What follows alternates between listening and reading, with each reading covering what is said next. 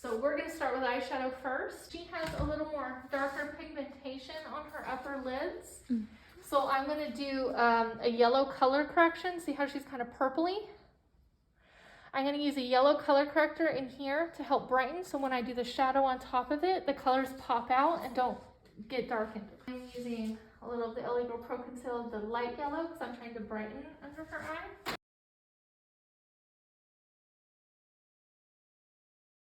I want to kind of brighten stain her, so I'm going to let it sit for a second. But I'm going to come in with this brush and blend. So she does have lash extensions on, so I'm trying to be really careful not to like over get onto her lashes. All right, so see how that brightened a little bit? All right, now I'm going to go in with a concealer that is a little bit lighter than her skin color, and this will be working as my shadow base. All right, now when you use concealer can be really, it can melt with body heat, so I'm not going to leave it that heavy at all. I'm going to blend and buff most of it off because I just want a little moisture so her skin is a little tacky so the shadow will grab. But I don't want to be so heavy that it's going to crease and melt off. I'm going to start with her brow bone first. This is slightly lighter than her skin tone because I want to brighten, but I don't want to be so drastically light that she's going to look too light. And it is a press. I'm going to use these brushes. I like to bring it into here because this controls, I'm a very messy blender. And if I blend, it'll go. So if I put my light color here, it kind of makes cleanup a lot easier. I'm going to blend and buff most of it off because I just want a little moisture so her skin is a little tacky so the shadow will grab. But I don't want to be so heavy that it's going to crease and melt off. Now I would come in and start with my crease. So I'm going to do my overall base color. And I'm going to move that.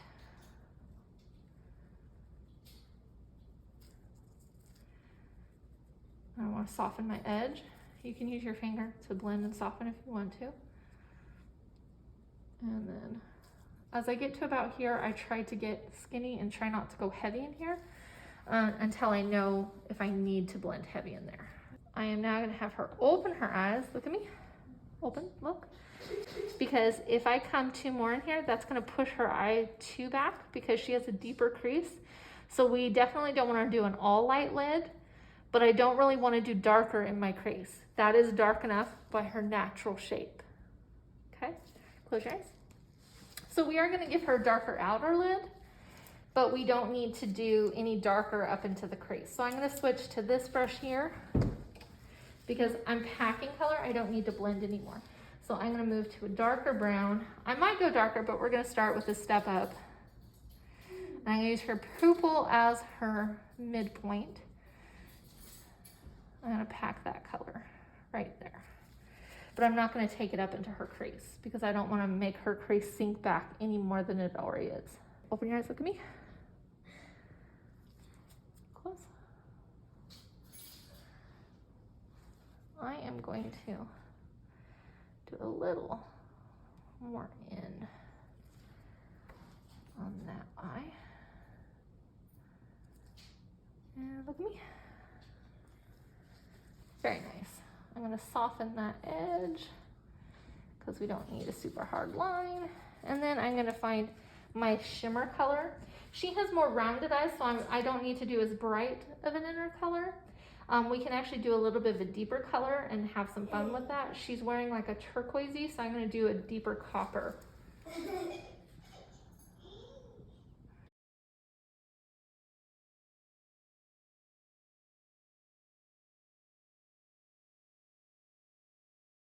Now I'm going to come in with a little bit of a lighter color and do a little pop right here because I don't want her eyes to look dark. All right, that's nice. That gives us a nice open.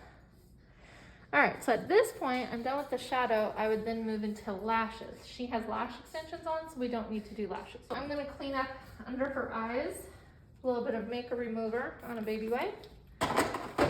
Open your eyes, look up. get that fallout because I'm messy. Clean that up. We clean up here because people do not need to be white here with concealer all the way across. Yeah. God, I hate that. Clean up. I'm going to switch to a non-makeup remover side and wipe that off. She also has a little bit of oily skin, so I'm going to take this and get some of her skin oils. Baby wipes work to mattify. I do very extended wear, so I don't want their skin super dry everywhere. I want it dry in areas where they have problem areas, but it doesn't have to be like bone dry everywhere, because that will make their skin actually look more textured and more wrinkly if you over mattify the skin. All right, so she is more oily in the T-zone, so I'm going to come in with the Skin Prep Pro by Marin. This one is an antiperspirant mattifier, and we're going to do this in her T-zone. You put it on a little cotton ball. I'm just going to put it in her T-zone. And let me know when that feels dry, because it'll dry and tighten. While that is drying, I'm going to do her color match. I'm going to collarbone match right here. As your best spot is right here. You don't want to come down here because some people get sun damage. You don't want to go too far over because it's covered by clothing usually. Right here tends to be a good match so we can get a nice even.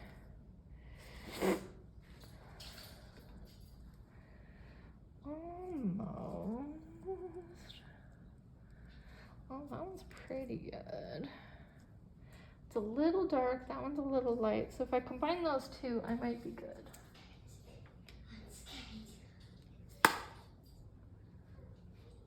She found the level like the same, like not undertone, but the same level of like their skin color, right? Yeah, then you'll find their and undertone. how dark, and then I play with the undertone. She is a warm tone, so now I'm just. That's pretty good. I think that's pretty good. I think it needs a hint more yellow to it. The only reason I think it needs a little more yellow is because RCMA tends to have a cool undertone that pulls out even on their warm tones, and it's looking a little pinky on her. So I'm going to throw a little bit of the yellow to warm it up, just a hint. And I think that will be pretty much perfect. So I'm going to move that to my palette. And then she has a little bit of under eye dark shadows, and it's a little more purpley than blue. So I'm not going to use orange, I'm going to use a yellow under eye corrector. I go through a lot of baby wipes. Wipe your hands a lot. You're less likely to leave thumbprints on your client. I am going to grab a little bit of a lighter concealer for her under eye to help brighten. I want a darker color for her contour, and then a little bit of an orangey brown for her bronzer. You better not be getting my ass in any of these videos. I am just saying. You know, my ass does not need to be in these videos. Like, we mainly want to keep it here. And then I'm going to grab a blush, something that's going to be good with her skin tone. We are going to mix these two because I don't want this dark for her. I want a little brightening up to it. I've created her skin palette. We have under eye color correction. We have all over foundation, brightening for under eyes, contour, bronzer, blush. So I'm going to do under eye first. Open your eyes, look up, right up here. And we're going to throw that under here. I'm going to leave that heavy for now because I'm just staining her skin. I'm not going to leave it this heavy because I want to do more of a natural level foundation. All right, while that is working, I'm going to apply her overall foundation.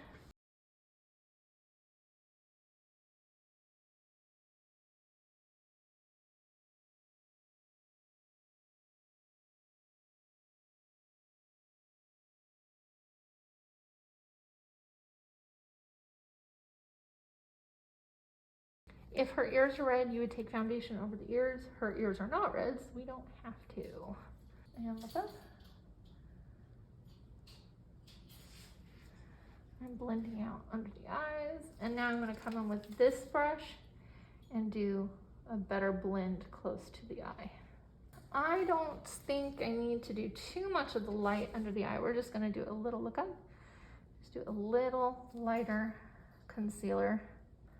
Now, I don't like where people look like they have a white under eye. It doesn't look as natural. Look up. So I may brighten, but I always go over it with a skin tone. I'm doing more of a packing blend so I don't remove product. I just want to blend it out. I don't want to necessarily remove a ton of it. I'm going to come in with this one and get my detail blending.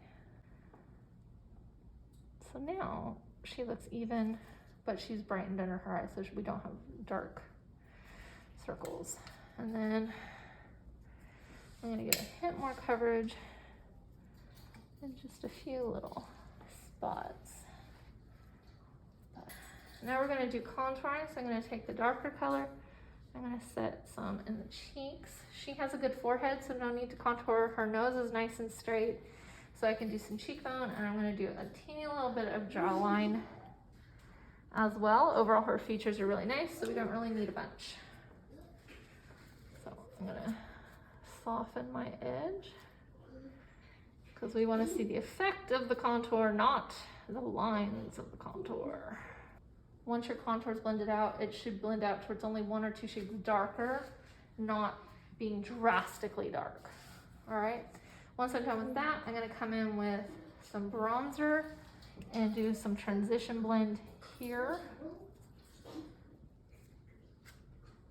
Add a little bronzer to her forehead because she naturally had some more pigmentation in her forehead, and she's not going to feel natural unless we return some of her natural pigmentation to where it has a more natural effect. And then come in with a little bit of blush. And blush patient is the points and back because I don't want to come in here and make her face look too full. I want to leave her blush a little bright because when I put powder on, it's going to drop a few shades. So I want to leave it just a hint bright. Oh. If she was my bride, I would have her look at this point before I move into setting powder. I always take pressed powder for the T-zone where it's most oily because the T-zone has a tendency to kind of separate and split with a lot of brands. So I'm going to come in and set just her T-zone with a pressed pigmented powder. It'll give me a little extra coverage, keep things from splitting, and also wear a lot longer. So her T-zone is set, and then the rest of the face I'm going to do with a loose powder. So this is probably going to be a little too light for her, but I don't think she needs all of this, so I'm going to do a custom blend. I'm going to use one of these little guys that I always carry a bunch of little empty ones. If I can open it. Well, let's try one that will open. Here we go. All right.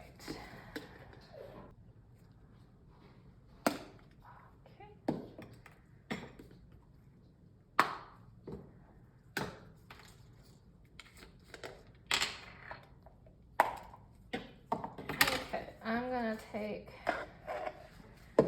some of this, a little bit of that, and a hint of that.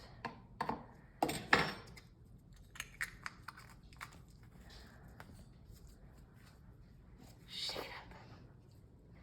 So here's my custom powder blend. I'm gonna use these 2 brushes.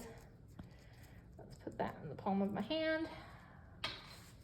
All right, switch spots. Look up. I'm gonna come in and get any of these little creases out because I don't want to set any fine lines or wrinkles. Keep looking straight up just like that. Do not move until I tell you to. I'm gonna take a little bit of powder and do my under eye set. Close your eyes, relax your face like you're sleeping. I'm gonna go in, make sure we don't have any creasing in the forehead or any lines, because when people are looking around and stuff, sometimes their wet foundation will crease for a little bit. Keep your face calm, and then you're gonna come in and set with your powder.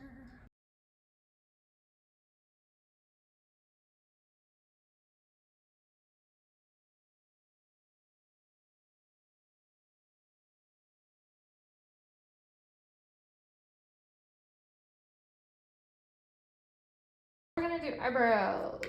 I like to start with a brow mascara for everyone. And the reason I like to do brow mascara is sometimes people's hairs are a little wild.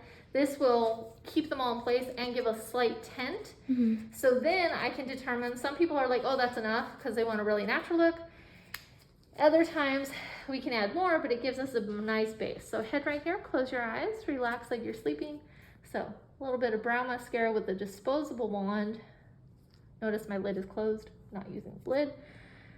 And we're gonna brush the hairs into the shape we want. She has great eyebrows, so no worries about that. This will get them a nice control. I'm gonna throw away that wand, and then I'm gonna come in with, I like this little kind of brush, and I'm gonna use some of these browns, and then we can fill in and finish the eyebrows. So I'm gonna do a little under.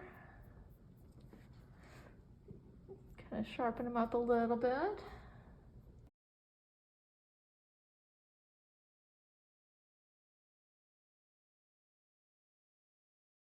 I don't use pencils or gels and stuff generally for the eyebrow, because pencils like to melt and not wear as long.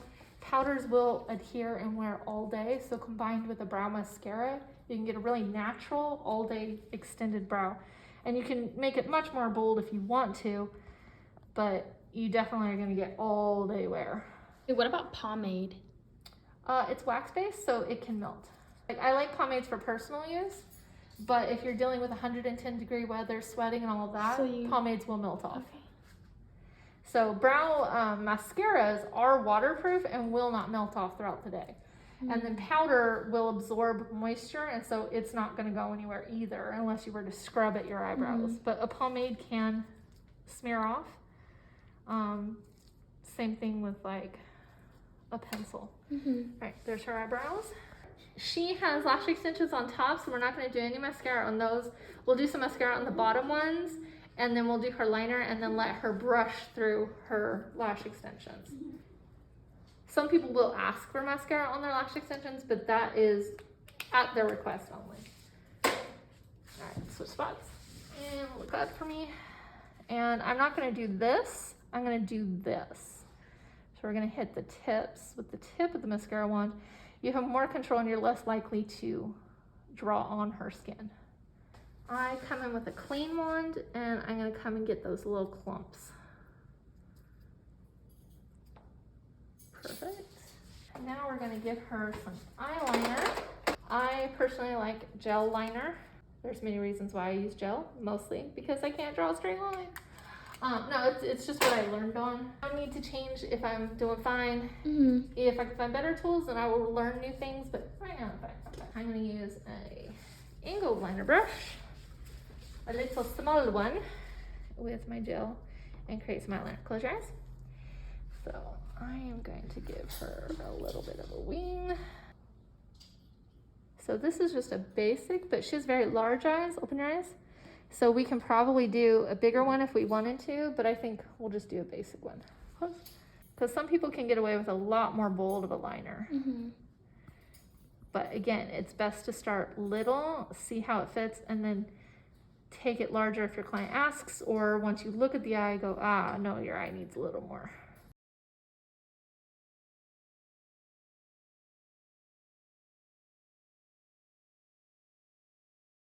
Liner very rarely is identical from eye to eye. It's very hard to get identical because each eye sets differently. So you have to try to get them as balanced to each other as possible while working with that specific eye. So it's more about aesthetic balance versus perfect symmetry. Open. Close. Open. Close.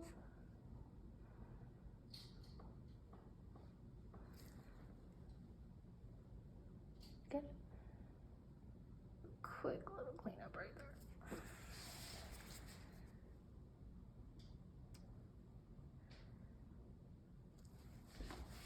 Look at me. Okay, now I'm gonna have her look up because I want to get her lined all the way in, but if I line with her eyes closed all the way in, it's gonna get thick. So I'm gonna have her look up in that way, and I'm gonna hit just this ledge.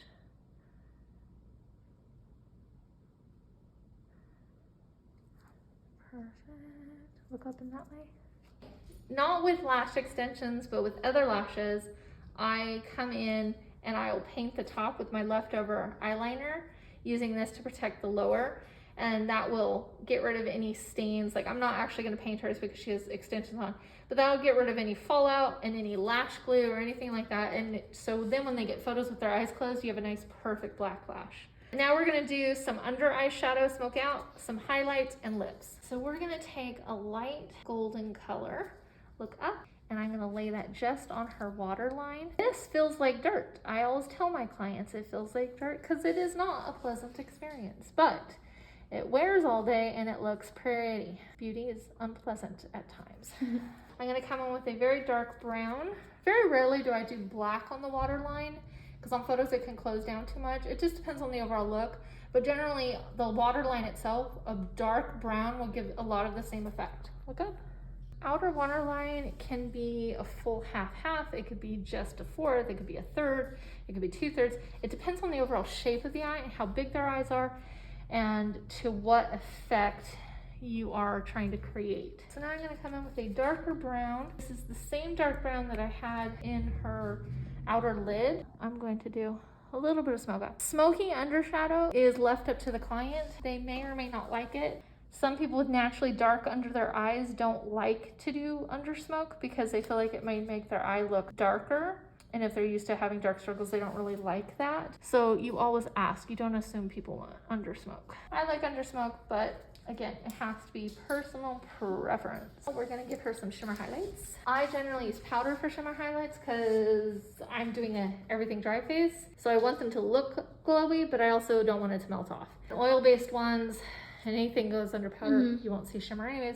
So I'll take some shimmer afterwards and use a gold tone shimmer and create faux dewy points. That way my clients are mattified and set all day, but then they will look more natural, like natural skin. She just looks glowy.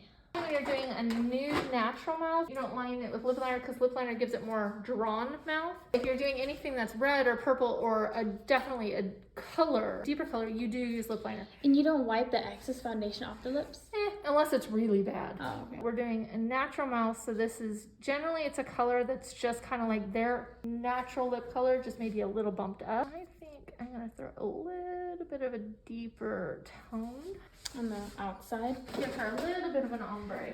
I don't want it to be early 2000s lined lips. I don't want that much contrast. Blot your lips together. It gives it like a highlighted look. Some people use concealer, don't they? You can. I like to do powder because it wears longer. Setting spray. 1, 2, 3, very wet.